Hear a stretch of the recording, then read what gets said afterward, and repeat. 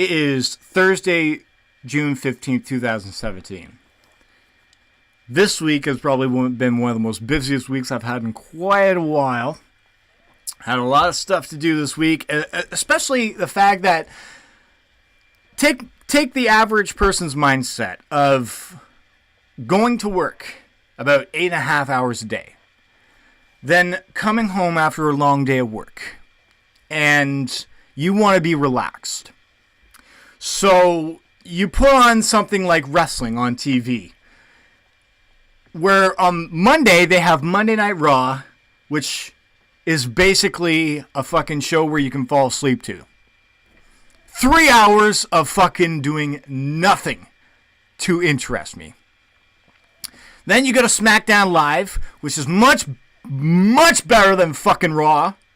And sometimes they live up to the expectations. So far, they've been taking it easy with that show. I don't know if that has to do with all the playoffs and the sports things with NBA, NHL. Maybe they're easing back on their writing staff. But SmackDown, they have their shows from time to time. They're supposed to be good, but, sometimes they're not.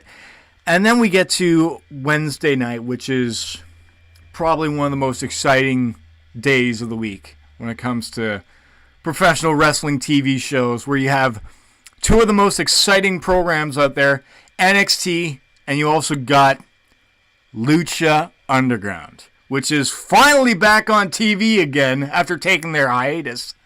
And I am so fucking glad that they're back. So fucking glad. Because I'm doing this review on Thursday morning of dealing with a bunch of bullshit that I fucking had to go through this week. And thank fucking God that Lucha Underground is on TV. After dealing with 3 hours of bullshit from fucking Monday Night Raw, and you go to SmackDown, which was about average this week for me, which is 2 hours. Wednesday night, 1 hour long, Lucha Underground, some of the best fucking wrestling on TV today. And if you're not watching Lucha Underground, go fucking watch this show. And don't cut in the middle right now. If you guys want to know the history of Lucha Underground, go back and watch episode 1 on Netflix. The 2 seasons are on Netflix now. Go back, binge watch this fucking amazing show on TV. That's how fucking serious I am right now with everybody that's watching, listening to me right now. Go fucking watch Lucha Underground on Netflix if you have the time. Binge watch this amazing show. This is the fucking best wrestling show on TV right now. I would have to, Ring of Honor is in there, but they only do like 4 shows a week, and they have good wrestling in that, but it's nothing like Lucha Underground, where you have an actual TV show that actually makes amazing fucking storylines. Every fucking episode is fucking amazing. Good for that person. Whoever the fuck is doing all those fucking... I just looked at my Periscope thing and this guy fucking just going off about other people doing shit. I don't fucking care. If somebody's fucking happy with their lives, let them be fucking happy, man. Anyways, if it's your first time here, I want to thank you guys for tuning into this Lucha Underground review for Wednesday, June 14th, 2017. If you're your first time here, make sure you push that subscribe button if you're watching on YouTube. Make sure you give it a thumbs up if you enjoyed this review. I want to give a shout out to all my Patreon members who have been supporting my podcast, helping me run this channel, and actually believing in my reviews. I've got over 3,000 followers on Twitter personally. Why don't you fucking guys start giving a shit about what I do? Because I met some of these Patreon members not even for 2 months, and they're believing in my work. So everybody that's watching on Twitter, stop being so fucking lazy. Go check out Lucha Underground, and go check out patreon.com/CoopTheComedian. Help me believe in my dream of being a full-time comedian, because I'm not sure if you guys have read this story. There was a fucking shed in Vancouver, British Columbia that somebody posted on Craigslist for $1,200 a month. No window, no stove inside. $1,200 a month to live in a fucking shed in Vancouver.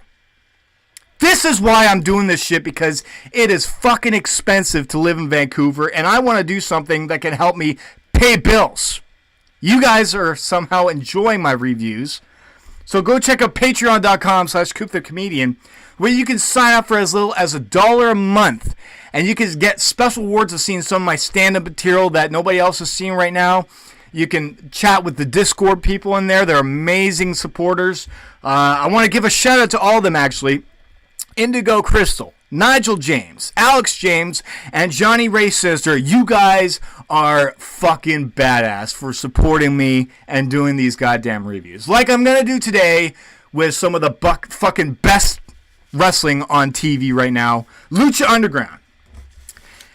If you guys are wondering why I'm so hyper right now, it's because I'm not smoking any weed. I want to show everybody that's watching this review how fucking serious I am when it comes to watching Lucha Underground. I'm doing this thing to be more professional because I'm not sure if they enjoy me like being a pothead or anything like that, but this is why I'm straightforward with everybody watching this about how fucking amazing Lucha Underground is. So, let's get into the review. We start off this episode, like we always do, with something fucking awesome on Lucha Underground. Dario Cueto is the first one to be on the TV screen, where he's putting names on his Cueto Cup. The 32 contestants. I guess he was only showing off the first ones that were going to be wrestling on this episode. Holy crap, I'm getting... There we go. I got to turn off my volume so I don't get that. I've got the Mario ringtone whenever I get a text notification. Mario coin thing pops up. Everybody's wondering, are you playing a video game in the background? No, I have ADHD, and I'm not that fucked up where I have to be all over the place doing a bunch of random shit. So we start off, Dario Cueto's putting names on the board about the first contestants that are wrestling tonight. Then he hears somebody come into his office. You cannot come into my office unless you knock.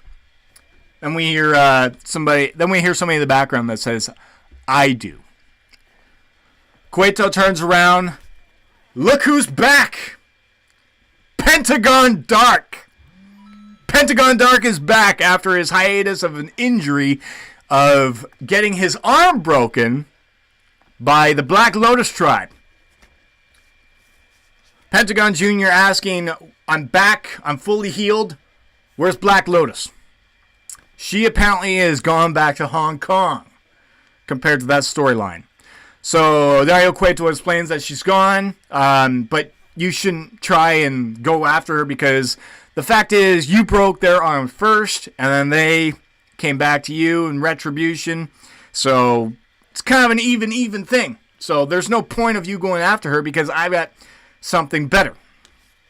Pentagon Dark returns, says that he's going to win the Cueto Cup. Actually, I don't think that he was actually involved in the Cueto Cup, because I think Dario Cueto thought he was still injured. Pentagon Dark returns, says that he's going to win the Cueto Cup. And basically, Dario Cueto doing his thing where he just, all right, I'll let you do your thing after you just don't hurt me kind of thing. Dario Cueto being one of those little fucking crafty little bosses, you know? Fucking Dario Cueto, man. Fucking Dario Cueto. We get the first match of the evening. Mala Suerte versus the Mac. And let me just say this. Mala Suerte, very impressive. I actually think that he might be one of my other fellow podcasters in disguise. I think it's Urban Heretic in disguise. It's Urban Heretic Mala Suerte in disguise. That's a shout out to my friends on the Last Real Heel podcast. Which, by the way, you guys are leaving me out on all the fun that you guys are doing on social networking.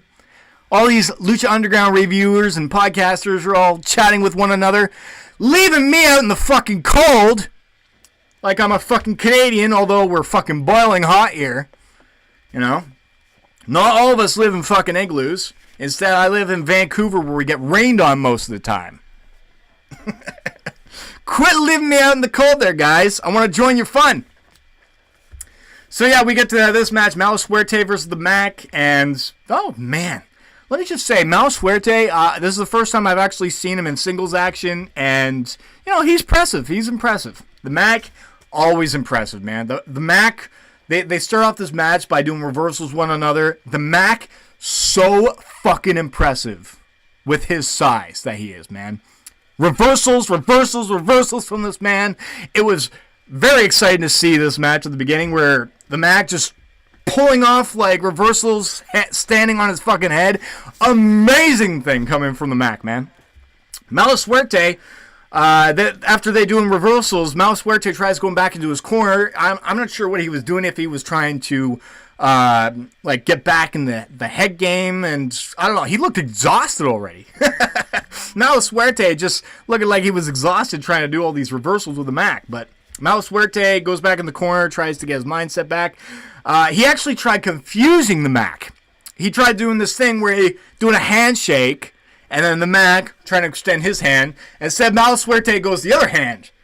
The Mac looks all fucking confused, like, what's going on here? And then after he tries to shake the other hand, Mala Suerte takes it away and puts both hands in front, and then fucking chops him in the neck. Beautiful, beautiful thing about Mala Suerte. You know, Mala Suerte was more of like a comedy relief guy in this match, because then he tried like faking out the Mac by like, oh, and they poked him in the stomach or something like that. What else we got here? I have a bunch of notes that I've written down for my favorite spots.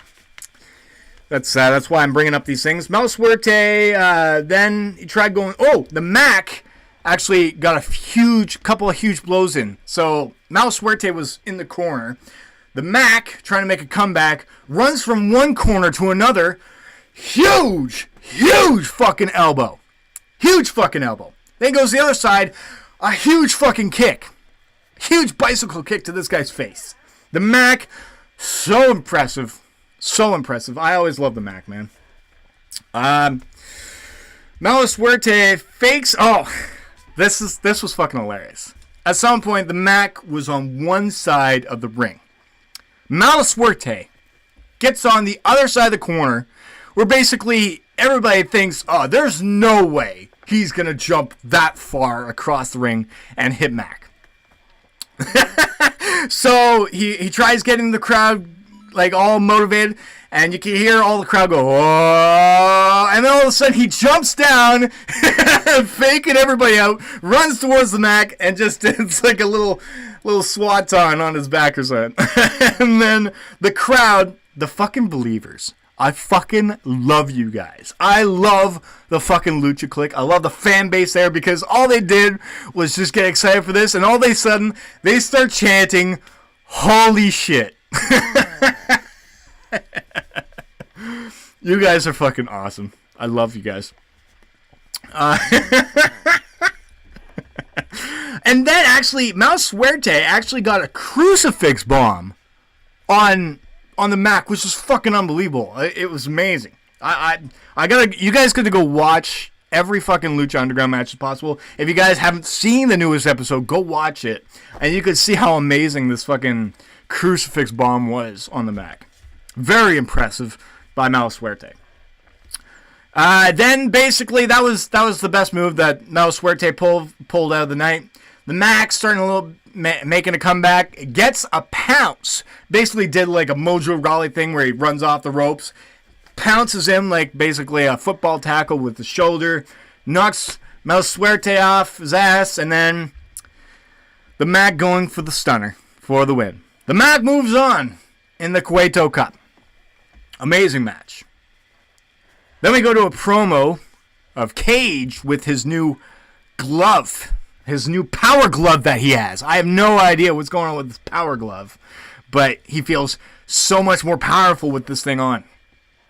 Dario Cueto actually comes in the scene, says, Cage, I see you enjoying the glove. And then he hands him a business card to a apparently a politician who is actually behind all this glove incident. So Cage, you could tell his personality way more intense now with this glove. It gets intense. So you can see lightning going through his glove. It's fucking awesome, man. So that's basically how this ends, where Dario Cueto hands him a business card of this guy that's expecting Cage to show up at City Hall, and Dario Cueto walks off. So we'll get to that storyline later on. Next match for the Cueto Cup, we got Argenis versus Pentagon Dark. Pentagon Dark, so over with the fan base. In fact, there was actually boos to Argenis in this match. And Argenis has been around the industry for a very long time. I think over 10 years he's been wrestling. And yeah, he is a favorite in Lucha Underground. And even he got boos in this match, because that is how over Pentagon Dark is with the fan base. And basically, Pentagon Dark wanted to show off his power after being away from the scene for quite some time. So Pentagon Dark was mostly in control for basically the first part of this match, laying in huge kicks with Argenis. Basically, Argenis, selling that leg issue where he just gets kicked a couple of times and he has to limp around a little bit. Then Argenis actually got back in control in the match when Pentagon Dark was on the outside. Argenis does a moonsault over the rope to the outside, and then that's when basically he got a little bit of control in the match. So very reversal paced match. What else we got? Pentagon got back into the match by just doing some. I think he did a sling blade, which was it's pretty impressive. Argenis tried doing a Jack Gallagher handstand thing, where Jack Gallagher in WWE, where he stands on his head and tries to do some offense. That did not fucking work with Pentagon Dark, because all Pentagon Dark did when Argenis just stood on his head, huge fucking super kick to the face. Knocked him out. That's basically what somebody should do to Jack Gallagher whenever he's doing one of those headstand things, because it's impressive, but you're leaving yourself wide open and you're trying to defend yourself upside down with your legs. I don't know.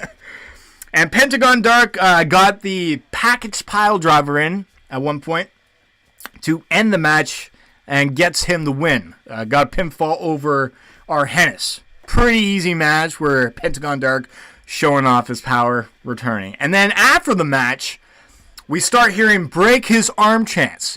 If you guys don't know about Pentagon Dark, his signature move is basically breaking the arm of every professional wrestler that he fights up against. So, after Pentagon Dark, looking like he had a little bit of compassion, was just about to exit the ring, the whole arena starts chanting, "Break his arm." So Pentagon Dark slowly looks back at Argenis, goes over to him, looks at the fan base, thinking that, is he actually going to do it? Breaks Argenis' arm. This is the second time that Argenis has had his arm broken by Pentagon Dark. So who knows when the next time we'll see Argenis, but that's basically the end of that. Throw that one away, because I'm on my second page. Alright, next match we go. This wasn't even a match, people. This was Tejano versus Famous B. Wasn't even a match. It was basically a little promo where Famous B takes the microphone away from the beautiful Melissa Santos. Famous B goes, "Whoa, whoa, whoa. I thought I told you, Melissa, to introduce me from Texas." Famous B all dressed up in a cowboy outfit. You got the beautiful Brenda on the outside, who's also dressed up in this cowboy look, because they want to impress Tejano and they want to represent him. They think he's a great client if they can get him on his side. So Famous B takes a microphone. "Tejano, I want you to win this match." So all he did was just lay down, and basically Tejano just had to get the pinfall. Tejano lays down, gets a 2 count, lifts up Famous B, then power bombs him after, then pins him for the 3 count. Wasn't even a match. Easy win for Tejano to move into the next round of the Cueto Cup, which I believe he is against the Mac. I don't know if I'm correct on that one. I could be wrong. I have to go back and look at my notes about where the stands are and that. I could be wrong, but Tejano and the Mac have had a tremendous match in the past where they've had bar fights. They've had a fight. I just can't remember which one. Cage. I'm at the very bottom of the list. Anyways, so at the end of the match, Tejano tries leaving. Beautiful Brenda looks at Tejano, gives him a nice smack on the behind. You know, one of those good game things that all those players when they're coming off the field, and good game. Everybody slapping from behind. That's what the beautiful Brenda did with Tejano. Gives him a huge smack. Tejano looks at her. A nice smile from Brenda. Tejano likes it.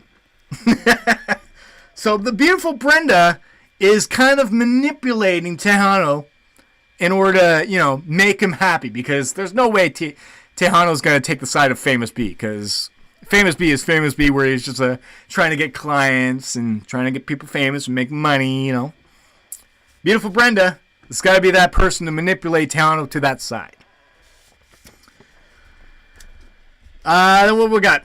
A promo of Rey Mysterio versus Johnny Mundo, where you have, I don't know who the announcer was. It was Australian. Don't know who it was, but Rey Mysterio, Johnny Mundo, they're building up their match against each other. I wish I was actually narrating that promo. I think maybe if Lucha Underground gives me permission, can I actually do a voiceover for one of these things on my own? Because I want to show off my amazing commentary skills.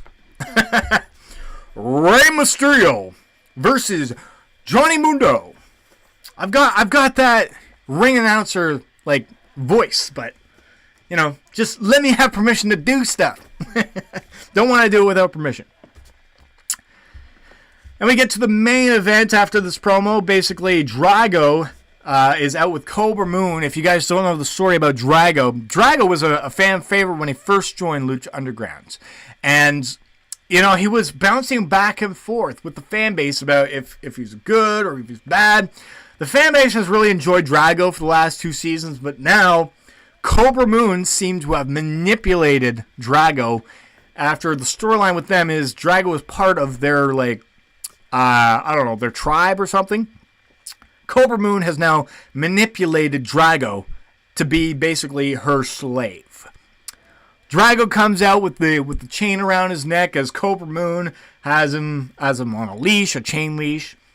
Gets on the apron. Cobra Moon takes off the chain, and you can hear the boos going crazy at Drago.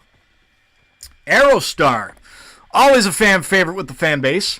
Aerostar, this was a good match. It's not one of those Lucha Underground, whoa, this is fucking amazing matches. It was just a nice good main event to watch after watching all the other stuff. But what do we got for notes in this match?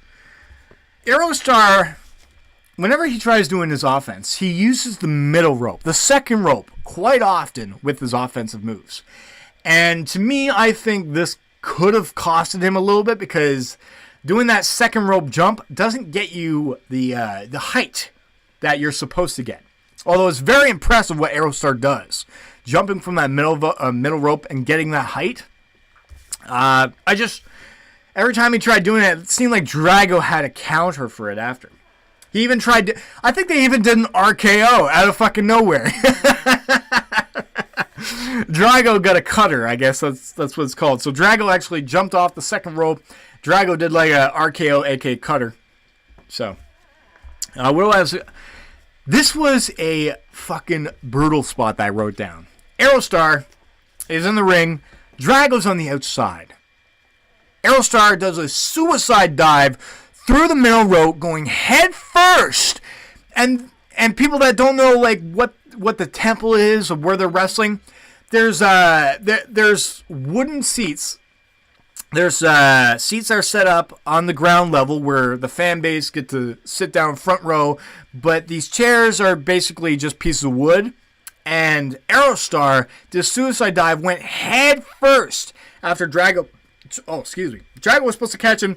Aerostar went head first into one of those fucking pieces of wood, and you could tell that fucking hurt his head.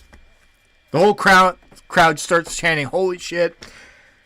That was a really fucking scary spot, in my opinion. What we got?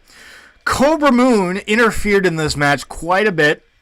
I think maybe about 2 times where Aerostar was on the side apron. Cobra Moon goes around the side, trips Aerostar to give Drago more momentum back in the match.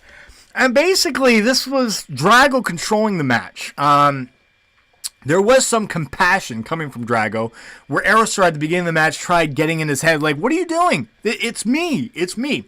And Drago is so under the control of Cobra Moon right now that didn't even recognize. He just attacked Aerostar. And this happened a couple of times where Drago tried showing a little bit of sympathy.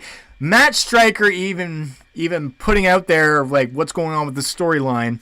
And, you know, it seems like Cobra Moon is in full control when it comes to Drago.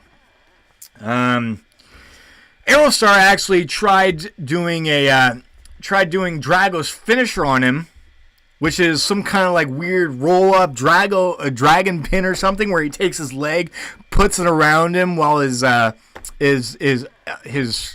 elbows, or not his elbows, his shoulders are on the ground.